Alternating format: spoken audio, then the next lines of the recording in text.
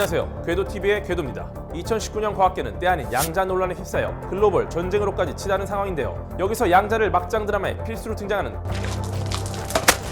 그 양자로 생각하시는 분은 한 분도 없을 거라고 믿으며 지금부터 양자 이야기를 시작해 보겠습니다. 2019년 1월 IBM 최초의 상업용 양자 컴퓨터 공개, 2019년 9월 구글 양자 우월성 입증한 양자 컴퓨터 칩 공개, 중국도 양자, 일본도 양자, 우리나라도 양자.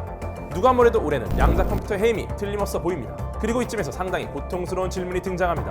양자 컴퓨터가 뭐죠? 사실 이건 알기도 어렵고 알아도 모르는 게 나아서 대강 알락모를락하는 그 어디쯤에 닿을 수 있을 때까지만 설명하도록 하겠습니다. 양자 컴퓨터, 이름에서 알 수 있듯이 이 컴퓨터는 양자역학을 품고 있습니다. 정확히는 양자역학의 원리에 따라 작동되는 미래형 첨단 컴퓨터라고 부릅니다. 현재 우리가 쓰는 컴퓨터는 0과 1로 이루어진 비트라는 정보 단위를 사용합니다. 하지만 양자 컴퓨터는 큐비트라는 정보 단위를 사용하죠. 비트와 큐비트가 뭐가 다르냐고요? 비트는 마치 스위치를 껐다 켜는 것처럼 두 가지 상태 중 하나만 표현할 수 있습니다. 0 아니면 1인 것입니다. 하지만 큐비트는 두 가지 상태를 동시에 가질 수 있습니다. 0이기도 하고 1이기도 한 거죠. 이게 무슨 말이냐고요? 지금부터 매우 고통스럽겠지만 딱 30초만 참아보시길 바랍니다. 양자 컴퓨터를 논하는데 양자역학을 빼먹고 넘어갈 수가 없기 때문입니다. 양자역학에 따르면 모든 물질은 파동과 입자의 두 가지 성질을 동시에 갖습니다. 이것을 이중성이라고 하며 이러한 상태를 중첩되었다고 합니다. 최근 미국과 오스트리아 물리학자들이 수백 개의 원자로 이루어진 거대한 생체 분자의 파동성을 확인하기도 했죠. 즉, 어떤 물질이 파동인지 입자인지는 관측하기 전까지 알 수 없으며 그 전까지는 결정되어 있는 상태가 아니라는 뜻입니다. 기존의 고전적인 컴퓨터는 하나의 숫자를 넣으면 하나의 결과가 나옵니다. 입력값에 따라 출력값이 결정되는 것이죠. 하지만 양자역학의 매우 작은 입자를 활용하는 양자 컴퓨터는 입자 상태의 중첩을 이용합니다. 예를 들어 보겠습니다. 우리가 짜장면을 시키면 짜장면이 배달 옵니다. 짬뽕을 시키면 짬뽕이 오겠죠. 이것이 일반적인 컴퓨터입니다. 하지만 양자 컴퓨터는 짜장면과 짬뽕을 동시에 시킵니다. 그러면 철가방을 열기 전까지는 둘 중에 뭐가 나올지 알 수가 없습니다. 단순히 짜장면이 나올 확률이 반이고 짬뽕이 나올 확률이 반이라는 가능성에 대한 이야기를 하는 것이 아닙니다. 실제로 짜장면과 짬뽕이 철가방 안에 분명히 존재하는 것이죠. 같은 위치에 같은 시각에 둘 다 존재하지만 철가방을 여는 순간 둘 중에 하나로 결정되는 것입니다.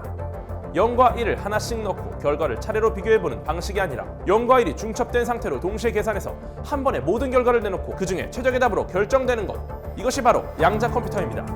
그리고 이와 같이 0과 1이 양자역학적으로 중첩된 상태를 큐비트라고 한 거죠. 그럼 다시 비트로 돌아가 보겠습니다. 우리가 사용하는 기존 컴퓨터는 비트 단위로 정보를 읽습니다. 4비트라면 16개의 경우의 수가 생기는데 기존 컴퓨터는 이것을 한 번에 하나씩만 사용합니다. 하지만 양자 컴퓨터의 정보 단위인 큐비트는 16개를 동시에 사용하기 때문에 훨씬 더 빠른 것이죠. 또 큐비트의 양이 늘어날수록 속도는 기하급수적으로 빨라져서 만약 큐비트가 20개면 100만 개의 연산을 동시에 하고 70에서 100개가 되면 현존하는 최고 슈퍼컴퓨터를 능가하게 된다고 합니다. 거짓말처럼 들리는 이 큐비트의 특성 중에 하나는 양자 얽힘인데 특정한 상태의 양자는 아무리 멀리 있어도 서로 연결되기 때문에 만약 우리가 얽힌 큐비트 하나를 측정하면 또 다른 얽힌 큐비트를 관측할 필요 없이 바로 사용할 수가 있죠. 양자 컴퓨터의 아이디어는 사실 꽤 오래전에 나왔습니다. 1965년 노벨 물리학상을 수상한 천재 물리학자 리처드 파인만은 한 강연에서 0과 1, 이진수를 기반으로 하는 고전적인 컴퓨터로는 양자 세계를 제대로 시뮬레이션할 수 없다며 양자 비트를 기반으로 하는 양자 컴퓨터를 만들어야 한다고 주장했죠. 이후 세계 각국에서는 이 꿈의 컴퓨터를 만들기 위해 연구 개발에 열을 올렸고 30년이 지나도록 별다른 소식이 없다가 올해 2019년을 기점으로 세상을 놀라게 할 슈퍼스타로 떠오릅니다. 세계 최대 컴퓨터 제조업체인 IBM에서 최초로 상용화를 목적으로 한 양자 컴퓨터를 선보인다는 소식이 나온 지 얼마 지나지 않아 구글이 또 한 번 세상을 놀라게 할 발표를 했는데 바로 양자 우위에 도달했다는 소식이었죠. 양자 우위란 양자 컴퓨터가 슈퍼컴퓨터보다 빠르다고 입증된 상태를 말합니다. 빠른 거 인정? 이런 상황인 거죠.